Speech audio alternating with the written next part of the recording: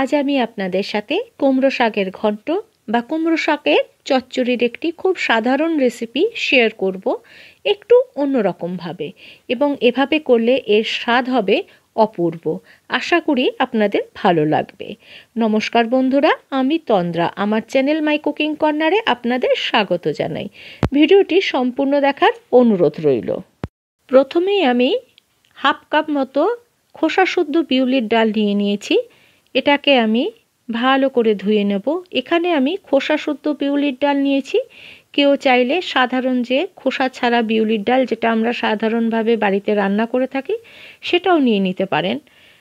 আমার কাছে খোসা শুদ্ধ বিউলির ডাল ছিল, সেটাই আমি নিয়েছি। ভালো করে পরিষ্কার করে ধুয়ে এটাকে আমি এবার 4 থেকে 5 ঘন্টা ভিজতে দেব। 4 থেকে 5 ঘন্টা ভেজার পরে এটাকে ভালো করে চটকে দিলেই এর খোসাটা উপর থেকে আলতো করে উঠে বেরিয়ে যাবে। ভালো করে চটকে নিচ্ছি। এই যে দেখুন, উপরের খোসা বেরিয়ে গেছে। এরপর এটাকে ভালো করে ধুয়ে নিয়েছি। কিছু খোসা, খুব কম পরিমাণ খোসা রয়ে গেছে, সেতে কোনো অসুবিধে নেই। এবার এটাকে একটা ছাঁকনি দিয়ে জলটা ঝরিয়ে নিয়ে মিক্সির জারে দিয়ে দেব এবং জল ছাড়া পেস্ট করে নেব। পেস্ট করা আমার হয়ে গেছে। এবার আমি দেখাচ্ছি পেস্টটা কীরকম হবে। এরকম একদম টাইট মতো পেস্ট হবে। জল কিন্তু দিলেও 2 থেকে 3 টেবিল চামচ মতো জল দেওয়া যেতে পারে, তার থেকে বেশি নয়। একটা পাত্রে সমস্ত পেস্টটা নিয়ে এরপরে আমি এর মধ্যে মিক্সির জারটা ধুয়ে 1 থেকে 1.5 টেবিল চামচ মতো জল মিশিয়ে দিয়েছি। ভালো করে এটাকে মিশিয়ে নিয়ে এবার পাত্রটাকে ঢেকে একটা গরম জায়গায় রেখে দেবো, একটু ফার্মেন্টেড হতে দেব। 4 থেকে 5 ঘন্টা আমি এটাকে রেখে দিয়েছিলাম। তারপরে আমি খুলে দেখাচ্ছি। এই যে এটা বেশ ফার্মেন্টেড হয়ে গেছে। এবার এটাকে একটু ফেটিয়ে নেব। এবার এর মধ্যে দিয়ে দেব অল্প একটু নুন, 1/4 টিস্পুন মতো, আর দিয়ে দেবো হিং 1/4 টিস্পুন মতো। তারপর এটাকে খুব ভালো করে ফেটাতে হবে। 5 থেকে 6 মিনিট ফেটানোর পরে দেখা যাবে এটা বেশ হালকা হয়ে এসছে এবং এর কালারটাও অনেকটা সাদা হয়ে গেছে, ধবধবে সাদা হয়ে গেছে। তখনই বোঝা যাবে যে ফেটানো হয়ে গেছে। আমার ফেটানো কমপ্লিট। ওদিকে আমি একটা কড়ার মধ্যে খানিকটা জল গ্যাসের উপর চাপিয়ে দিয়েছিলাম। জলটা টকবক করে ফুটে উঠলে আমি গ্যাসের ফ্লেমটাকে লো করে দিয়ে এই ডাল বাটা থেকে ছোট ছোট বড়ির মতো জলের মধ্যে ছেড়ে দেবো এবং খানিকক্ষণ পরে দেখা যাবে এগুলো জলের উপরে ভেসে উঠেছে। এভাবে সব বড়িগুলো দিতে থাকবো। আমার ভিডিওটি আপনাদের ভালো লাগলে এবং আপনি যদি হন আমার চ্যানেলের নতুন ভিউয়ার, তাহলে চ্যানেলটা সাবস্ক্রাইব করে পাশে থাকা বেল বাটনটি একটু প্রেস করে দেবেন নোটিফিকেশনের জন্য। নতুন পুরনো সকল বন্ধুদের কাছে অনুরোধ রইল, ভিডিওটি একটু লাইক, শেয়ার এবং একটা কমেন্ট করে একটু পাশে থাকার, একটু সাপোর্ট করার। বড়িগুলো দিতে থাকবো। এগুলো কিন্তু একটার সাথে একটা কখনোই লেগে যাবে না। এভাবে সব বড়িগুলো দেওয়া হয়ে গেছে। এই যে বেশ শক্ত হয়ে গেছে। এবার উপরের এই ফেনাটা আমি তুলে ফেলে দেব। একটা হাতা দিয়ে উপরের ফেনাটা আস্তে করে তুলে ফেলে দেব। যে জলটার মধ্যে বড়ি বা বড়াগুলো সেদ্ধ হচ্ছে, সেই জলটাও কিন্তু আমার কাজে লাগবে। তাই এই ফেনাগুলো ফেলে জলটাকে একটু পরিষ্কার করে নিলাম। এবার বড়িগুলো হয়ে গেছে সেদ্ধ, এগুলোকে তুলে নেব। এগুলো দেখতে খানিকটা সয়া চাংসের মতো হয়।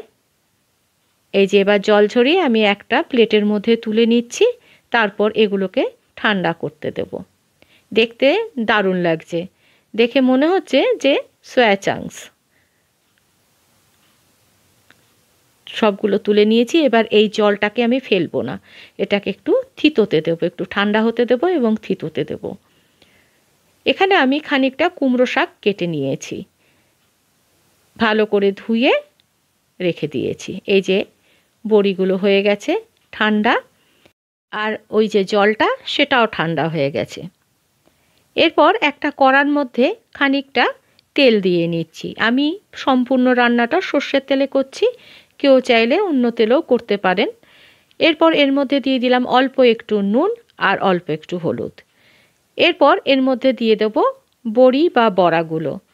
এবার হালকা করে ভেজে নেব, একটু নেড়ে চেড়ে মিনিট খানেক কড়াতে ভেজে নেব। ভাজা হয়ে গেছে, এগুলোকে এবার তুলে নিচ্ছি। এরপর এর কড়ার মধ্যে দিয়ে দিচ্ছি আবার খানিকটা সর্ষের তেল। তারপরে দিয়ে দিচ্ছি, তেলটা গরম হলে ফোড়নের জন্য কালো জিরে আর কাঁচা লঙ্কা, কেউ চাইলে পাঁচফোড়ন দিতে পারেন। এরপর এর মধ্যে দিয়ে দেবো আলু। প্রথমে আমি আলু দেব, তারপর অন্যান্য সবজি দেব। যেহেতু আলুটা সেদ্ধ হতে একটু টাইম লাগে, তাই প্রথমে আলু দিয়েছি। এর মধ্যে দিয়ে দিচ্ছি অল্প একটু নুন আর হলুদ। তারপর নেড়ে চেড়ে এটাকে একটু চাপা দিয়ে সেদ্ধ হতে দেবো বা হালকা করে ভেজে নেব। খানিকক্ষণ পরে চাপা খুলে একটু নেড়েচেড়ে এর মধ্যে দিয়ে দিচ্ছি বেগুন আর কুমড়ো। এরপর একটু নেড়েচেড়ে দিচ্ছি। তারপর এর মধ্যে দিয়ে দেবো 1 টিস্পুন বেটে রাখা জিরে। কেউ চাইলে এখানে জিরের গুঁড়ো ইউজ করতে পারেন। আর দিয়ে দিচ্ছি 1/2 টিস্পুন আদা বাটা। আর দিয়ে দেবো একটা মাঝারি মাপের টমেটো। তারপর এটাকে কষাতে থাকবো, নাড়তে থাকবো এভাবে।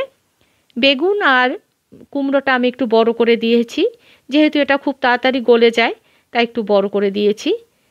এরপর এর উপরে দিয়ে দেব কুমড়ো শাক, কেটে রাখা কুমড়ো শাক। বড়ি যে সেদ্ধ করেছিলাম সেই জলটা ঠান্ডা হয়ে গেছে এবং থিতিয়ে গেছে। উপর থেকে জলটা ফেলে দিয়ে বেশ খানিকটা গাঢ় অংশ রেখে দিয়েছি নিচের থেকে, সেটাই এবার আমি উপর থেকে দিয়ে দেব। এটা কিন্তু ডালেরই অংশ। এরপরে ভালো করে নেড়েচেড়ে দিচ্ছি। এবার দিয়ে দেব পরিমাণ মতো নুন আর অল্প একটু হলুদ। হলুদ আর নুন আমি আগেও দিয়েছি, তাই একটু বুঝে দিতে হবে। এবার চাপা দিয়ে দেব এবং বেশ খানিকক্ষণ ধরে হতে দেব। 4 থেকে 5 মিনিট পর চাপাটা খুলে একটু নেড়েচেড়ে দিচ্ছি। গ্যাসের ফ্লেমটা কিন্তু এই সময়ে লো টু মিডিয়ামে থাকবে। এভাবে একটু নাড়াচাড়া করে দিয়ে আবার আমি চাপা দিয়ে দেব। আবার 3 থেকে 4 মিনিট পর চাপাটা খুলে দিয়ে দিচ্ছি অল্প একটু চিনি। যেহেতু নিরামিষ রান্না, তার উপর আবার শাকের প্রিপারেশন, তাই একটু চিনি তো দিতেই হয়। এরপর দিয়ে দেব বড়ি বা বড়াগুলো, যেগুলো আমি ভেজে রেখেছিলাম। ভালো করে নেড়েচেড়ে এবার মিশিয়ে দিচ্ছি। এরপর আবার আমি চাপা দিয়ে খানিকক্ষণ হতে দেব। 2 থেকে 3 মিনিট পর চাপাটা খুলে আবার একটু নেড়েচেড়ে দিচ্ছি। এই প্রিপারেশনটা কিন্তু একটু ঝোলঝোল হবে, একটু হালকা গ্রেভি থাকবে, এটাই কিন্তু খেতে ভালো লাগবে। একদম পুরো শুকিয়ে দিলে কিন্তু খুব একটা ভালো লাগবে না। এভাবে একবার করে দেখতে পারেন, দারুণ লাগে খেতে, দারুণ লাগে।